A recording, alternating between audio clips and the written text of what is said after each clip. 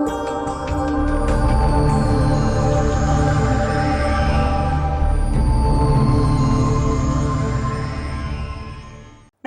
मैं हूं हिना। आप देख रहे हैं हमारा खास कार्यक्रम ग्रह नक्षत्र और आप। राजनीतिक के क्षेत्र में हर तरफ सिर्फ एक ही नाम गूंज रहा है और वो हैं योगी आदित्यनाथ। योगी आदित्यनाथ उत्तर प्रदेश की मुख्यमंत्री की कुर्सी पर विराजमान हैं और यहां से शुरू होती है जिम्मेदारियां निभाने की कड़ी।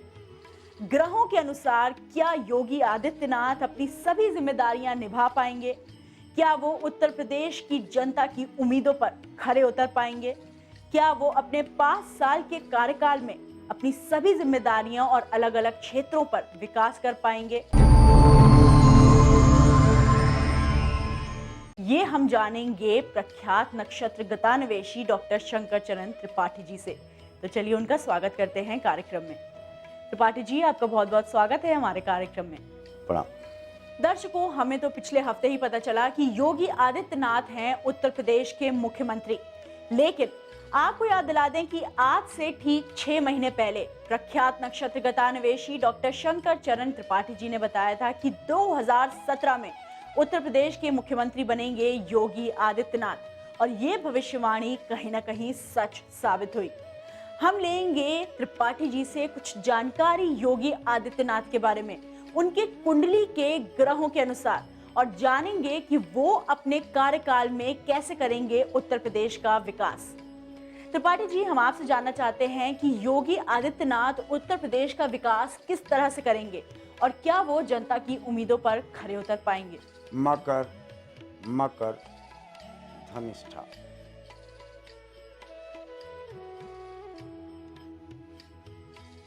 भारतवर्ष का अविभाजित लग्न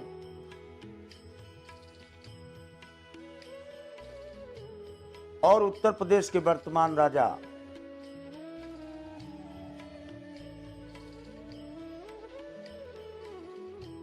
योगी जी का जन्म धनिष्ठा नक्षत्र मंगल के कारकत्व में जन्म लेने का श्रेय इस धारा में प्राप्त हुआ है, जिसमें शुक्र, राहु और चंद्रमा ये लग्न पर आरूढ़ है। SN कैप्रिकॉर्न यानी मकर पर। King of all the planets posited in the 12th यानी सूर्य द्वादश पर पहुंचकर 16 डिग्री के ऊपर होने के कारण पुनः शुक्र के साथ कारकत्व बनाकर मकर पर ही स्थित है, द्वादश छू भी नहीं जा रहा। इसके बाद लग्नेश स्वयं शनि पंचम भाव पर वृष के कारकत्व में जो तुला के सर्वोत्तम कारकत्व को प्राप्त करता है, इन्हीं पूर्व जन्म के स्थान पर स्वयं शनि का आरोप होना।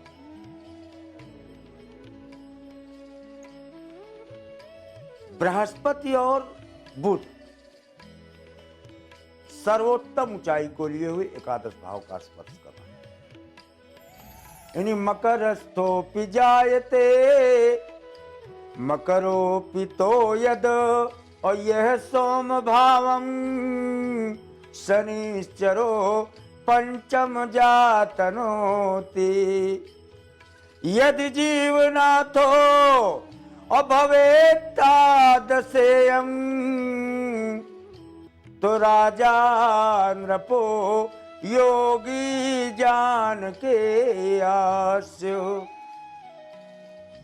ऐसे महान योगों में जहां पर जातक का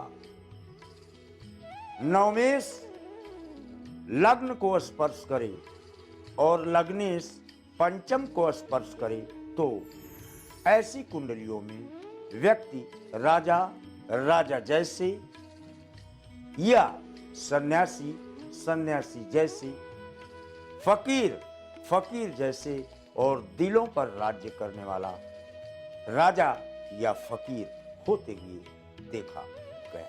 त्रिपाठी जी, यहाँ तो आपने बताया कि कुंडली के अनुसार क्या कहती है योगी आदित्यनाथ के ग्रहों की चाल। अब आपसे जानना चाहेंगे कि हम बात करें अगर उनके 5 साल के कार्यकाल की, तो वो कैसे अपनी जिम्मेदारी निभाएंगे और विकास की गति उत्तर प्रदेश में क्या रहेगी, ये हमारे दर्शकों को बताइए। मेष का राहु नवमांश पर प्राप्त होता है। मैं अपने मुख से क्यों बोलूं? 1680 में रहीम खान खाना ने कहा कि सिंह का सुतऊ यदा में से राजा पूर्णम भविष्यति, पूर्ण राजा। और राहु की नीतियों, राहु बृहस्पति के फल देता है, तो कौन सी नीतियों? सुर नर मुनि सब कई रीति, सुर नर मुनि की जो रीतियां और नीतियां हैं वो इस राजा द्वारा अनुसरित, अनुग्रहित, संचालित, स्पंदित 4 अवस्थाओं में इनके कार्यकाल का विभाजन होगा। अस्सी जई धेनु विप्रसुर धरनी और करैया नीति जाई नहीं बरनी। धरती पर अनर्थ करने वाले, वेद को निंदा करने वाले, देवताओं के प्रति अनिष्ट भाव रखने वाले, गाय के प्रति द्वेष रखने वाले, ऐसे 4 लोगों पर इस प्रकार के योगों के राजा की पैनी दृष्टि रहती है और उस पर अपना क्रियान्वयन कर 4 भागों में, यानी Yogi is not completing his 5 years term। Yogi को 5 साल अपना पूर्ण करने में अंतिम 11 महीने एड़ी और चोटी का बल लगाना पड़ जाएगा। उस समय प्रबलतम विरोध की अवस्था अंतिम क्षणों में देखने को मिलेगी। त्रिपाठी जी, अब अगर हम बात करें 2019 के लोकसभा चुनाव की, जनता ये जानना चाहती है कि 2019 लोकसभा चुनाव में योगी आदित्यनाथ की क्या रहेगी भूमिका। 4 वर्ष 11 माह 7 दिन 6 घंटा 3 मिनट 7 सेकंड ये योगी जी का कार्यकाल है उत्तर प्रदेश के तख्त पर। जो भारत के तख्त पर भारत रत्न श्री अटल बिहारी वाजपेयी जी को प्राप्त हुआ था, वही संख्या योगी जी को यहाँ उत्तर प्रदेश के तख्त पर प्राप्त होती है। यानी 2019 में इनके दरवाजे से होकर विजय श्री का मार्ग 2019 का खुलता है, ऐसा प्रमाणों से जाना जाता है। यहाँ त्रिपाठी जी ने हमें बताया कि साल 2019 और 2019 के लोकसभा चुनाव कहीं ना कहीं योगी आदित्यनाथ के पक्ष में रहेंगे। अब वक्त हो चला है एक छोटे से ब्रेक का, कहीं जाइएगा मत, क्योंकि ब्रेक के उस पार हम बात करेंगे कैसा रहेगा साल 2022 योगी आदित्यनाथ के लिए। क्या वो दोबारा उत्तर प्रदेश के मुख्यमंत्री बन पाएंगे या नहीं? जुड़े रहिए हमारे साथ, देखते रहिए हमारा खास कार्यक्रम ग्रह नक्षत्र और आप।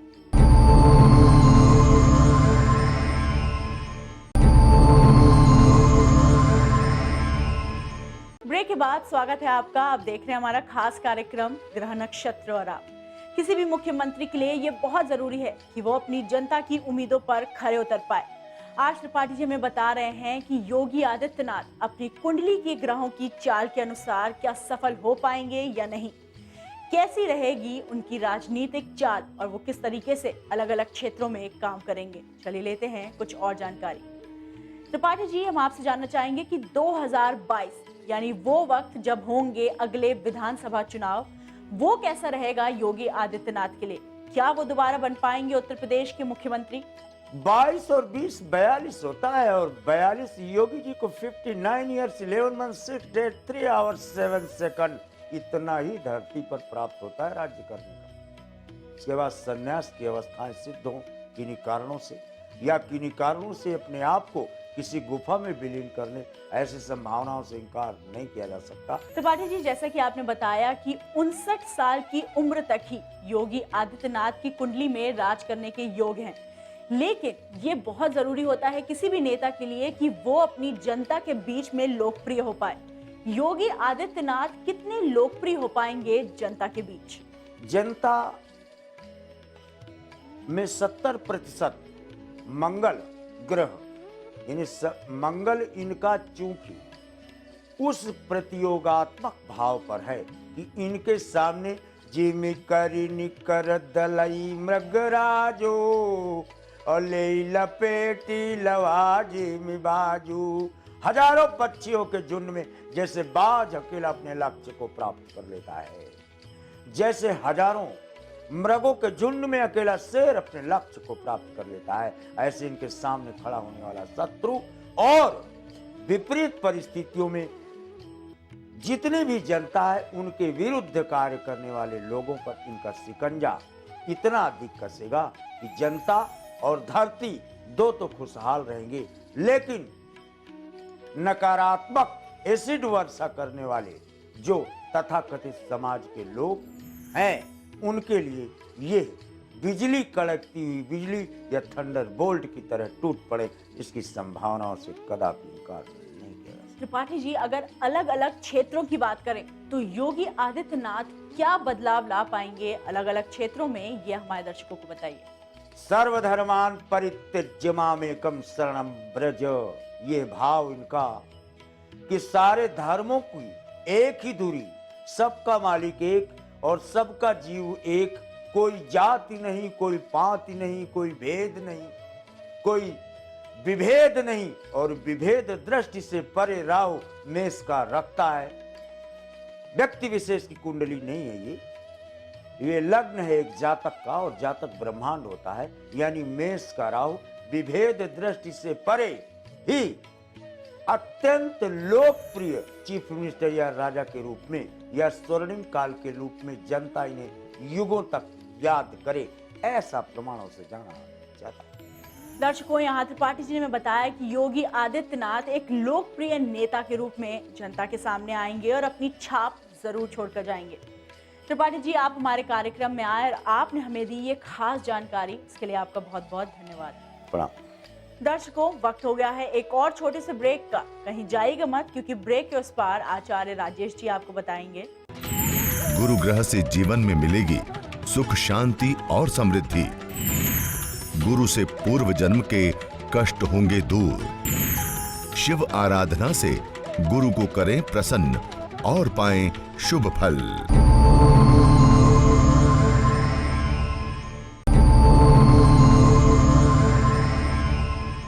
ब्रेक के बाद स्वागत है आपका। आप देख रहे हैं हमारा खास कार्यक्रम ग्रह नक्षत्र और आप। चलिए कार्यक्रम को आगे बढ़ाते हैं और सबसे पहले स्वागत करते हैं आचार्य राजेश जी का। राजेश जी, आपका बहुत बहुत स्वागत है हमारे कार्यक्रम में। नमस्कार। आज है 23 मार्च, दिन गुरुवार। क्या कहता है आज का पंचांग, आइए जानते हैं राजेश जी से। चैत्र मास कृष्ण पक्ष दशमी तिथि गुरुवार का आज दिन है। शुभ समय प्रातः 9 बजे से 10:30 तक, राहु काल दोपहर 1:30 से दोपहर 3 बजे तक। आज चंद्रमा रहेंगे मकर राशि में। राजेश जी, जैसे कि आज गुरुवार का दिन है, कैसे गुरु की कृपा से हम धनवान बन सकते हैं, ये हमारे दर्शकों को बताइए। ये बात तो बिल्कुल सही है। यदि जन्म कुंडली में गुरु आपका बहुत अच्छा है तो आपको कभी भी कोई बाधा नहीं आती है। गुरु की विशेष कृपा होती है कि यदि आपके पूर्व जन्म के कर्म बहुत अच्छे हैं और आप लोगों की सहायता करते हैं तो आगे वाले जन्म में गुरु आपका बहुत अच्छा होगा। चाहे आप कितनी भी परेशानी में क्यों न जी रहे हों, दान आपको रोज करना चाहिए। दान आप नहीं कर सके तो किसी व्यक्ति से हंस खुश कर नमस्कार तो हम कर ही सकते हैं। तो इस प्रकार से जब हम रहते हैं तो अगले जन्म में हमारा गुरु बहुत अच्छा आता है। और कई बार तो दोष मैंने इसी जन्म में ही मिटते हुए देखे हैं, यदि व्यक्ति सामान्य भाव से रहना शुरू करता है तब। तो ऐसी स्थिति में गुरु की आराधना करना और गुरु को प्रसन्न करने के लिए भगवान शिव की आराधना से बड़ा कोई काम नहीं होता है। भगवान शिव जी के सामने रुद्राष्टक का पाठ किया जाता है। प्रतिदिन यदि आप 2 पाठ रुद्राष्टक के करते हैं तो आपकी कुंडली में बेकार गुरु भी उच्च गुरु के फल देना शुरू कर देता है। और जब गुरु की विशेष कृपा होती है तो कई प्रकार के दोष मिटकर व्यक्ति धनवान बन जाता है। धन के लाभ की बात तो हो गई, अब आपसे जानना चाहते हैं मेष से लेके कन्या राशियों के बारे में। कैसा रहेगा इनके लिए आज का दिन और क्या उपाय इनके लिए शुभ फल लाएंगे। मेष राशि व्यक्तियों के लिए आज का चंद्रमा, गुरु और मंगल तीनों ग्रहों का विशेष प्रभाव आपके ऊपर है जो विजय जी को दिला रहा है। तो आप मेहनत करते हुए आगे बढ़ जाएं, सफलता मिल जाएगी। वृषभ राशि के ग्रह योग बहुत अच्छे हैं। परिजनों की मदद से सफलता की प्राप्ति हो रही है। तो जहाँ भी कोई काम करें उसमें परिजनों को शामिल कर लें, सफलता निश्चित मिलेगी। मिथुन राशि के व्यक्तियों को आज खान पान पर थोड़ा सा नियम रखना होगा, संयम रखना होगा, अन्यथा पेट के रोग आज उभर सकते हैं। लेकिन इसके विपरीत हम कार्य क्षेत्र की बात करें, वहाँ पर विजय श्री की प्राप्ति होगी, कुछ नया कार्य हाथ में होगा। कर्क राशि के व्यक्तियों का आज आर्थिक पक्ष मजबूत रहेगा, पारिवारिक जीवन आज मजबूत रहेगा। लेकिन जिस जगह आप कार्य कर रहे हैं वहाँ के लोग आपके व्यवहार से, आपकी कार्यशैली से असंतुष्ट हो सकते हैं। तो कार्यालयीन क्षेत्रों पर थोड़ा सा संभल कर कार्य करें। सिंह राशि के व्यक्तियों को बेहतर परिणामों के लिए थोड़ा सा संघर्ष अधिक करना होगा। आप जो भी कुछ करने जा रहे हैं उसमें अच्छी सफलताएं प्राप्त हो रही हैं, इसमें कोई संदेह नहीं है। कन्या राशि के व्यक्तियों को आज थोड़ा सोच समझकर निर्णय करना होगा, नाप तोल कर बात करनी होगी और साथ ही जो काम हम करने जा रहे हैं उसको हमेशा याद रखना होगा। अर्थात एक टारगेट फिक्स करें, उस पर कार्य करना शुरू कर दें, तभी काम संपन्न हो पाएगा। राजेश जी, अब हम आपसे जानना चाहेंगे कि भगवान शिव की आराधना करने से कैसे हमें हर कार्य में तरक्की मिल सकती है। आज के दिन को बहुत अच्छा बनाने के लिए भगवान शिव जी की मदद लेनी होगी। जैसे मैंने कहा, भगवान शिव के बिना मृत्यु लोक में रहना भी मुश्किल जाता है और भगवान शिव की कृपा प्राप्त हो जाए तो हमारा जीवन कब वैभव में परिवर्तित हो जाता है, हम खुद ही नहीं समझ पाते हैं। और यही कारण है कि आज के दिन भगवान शिव जी की आराधना की जाती है। और भगवान शिव जी की आराधना करने में हल्दी से उनको तिलक लगाया जाता है। सफ़ेद चंदन का तिलक, उसमें थोड़ी सी हल्दी मिला लें, उससे भगवान शिव जी का तिलक करें। तिलक करने के साथ ही एक कुमकुम का बीच में बिंदी लगा दें। ऐसा करने से भगवान शिव की आराधना होती है। मीठे दूध का भगवान शिव जी का आज भोग लगाया जाता है। साथ ही भगवान शिव जी के सामने रुद्राष्टक का पाठ करते हुए, शिव चालीसा का पाठ करते हुए पूर्व जन्मगत दोषों की क्षमा मांगी जाती है और आने वाले जीवन में तरक्की के लिए भी भगवान शिव जी से प्रार्थना की जाती है। आपकी प्रार्थना संपन्न होती है, भगवान शिव का आशीर्वाद मिलता है और हमारे दिन बदल जाते हैं। अब बात करते हैं अंतिम 6 राशियों की, यानी तुला से लेके मीन राशियों के लिए कैसा रहेगा आज का दिन और क्या कहते हैं उनके सितारे। तुला राशि व्यक्तियों के लिए आज ग्रहयोग थोड़े से कमजोर हैं। शुक्र की विपरीत स्थिति होने के कारण आज आप जो कुछ करना चाह रहे थे उतना आप नहीं कर पाएंगे। कहीं ना कहीं कुछ कमी में ही संतोष करना होगा। वृश्चिक राशि व्यक्तियों के लिए दिन बहुत अच्छा है और आज आपके लिए कई सारे लाइनें खुली भी मिलेगी। आप क्या काम करना चाहते हैं, किन लोगों से आप मिलना चाहते हैं और अपने उद्देश्य आपके क्या हैं, वह सब आज बहुत साफ होंगे, जिस पर आप चलकर भविष्य में उत्तम लाभ को प्राप्त करेंगे। धनुराशि व्यक्तियों को आज भगवान शिव की आराधना जरूर करनी चाहिए। चंद्रमा विपरीत हैं, स्वयं भी सोच आज थोड़ा सा नेगेटिव रह रहे हैं, उस कारण से कुछ नुकसान हो सकता है। तो अपने सोच में सुधार लाएं, प्रगतिवादी सोच रखें, बेहतर होगा। मकर राशि व्यक्तियों का यूं तो दिन बहुत अच्छा है, लेकिन आप जिस तरह से खर्च कर रहे हैं वह ठीक नहीं है और जिन लोगों पर खर्च कर रहे हैं वह तो बिल्कुल ही ठीक नहीं है। अर्थात आज धन को बचा कर रखें, अन्यथा धन भी जाएगा और आपका काम भी नहीं बनेगा। लेकिन बिना धन के जो काम कर रहे हैं, आप अपने मस्तिष्क का इस्तेमाल कर रहे हैं, बहुत सही है। कुंभ राशि व्यक्तियों के लिए दिन बहुत अच्छा, मुझे लग रहा है आज कुंभ राशि व्यक्ति सबसे अधिक फायदे में है। कोई नुकसान की संभावनाएं नहीं है, मात्र झूठ बोलने पर नियंत्रण रखें। मीन राशि व्यक्तियों के लिए आज अच्छे फलों की प्राप्ति होगी, विशेषकर विद्यार्थी उत्तम लाभ आप कमा सकते हैं। आज आपकी याददाश्त भी अच्छी होगी, पुराने किसी नुकसान की भरपाई होने की संभावना आज दोपहर के बाद पूरी है। राजेश जी, आप हमारे कार्यक्रम में आए और आपने हमें दी ये खास जानकारियां, उसके लिए आपका बहुत बहुत धन्यवाद। धन्यवाद। दर्शकों, अब वक्त हो गया है एपिसोड को यहीं समाप्त करने का। कल आपसे फिर मुलाकात होगी एक और नए विषय के साथ। तब तक के लिए नमस्कार।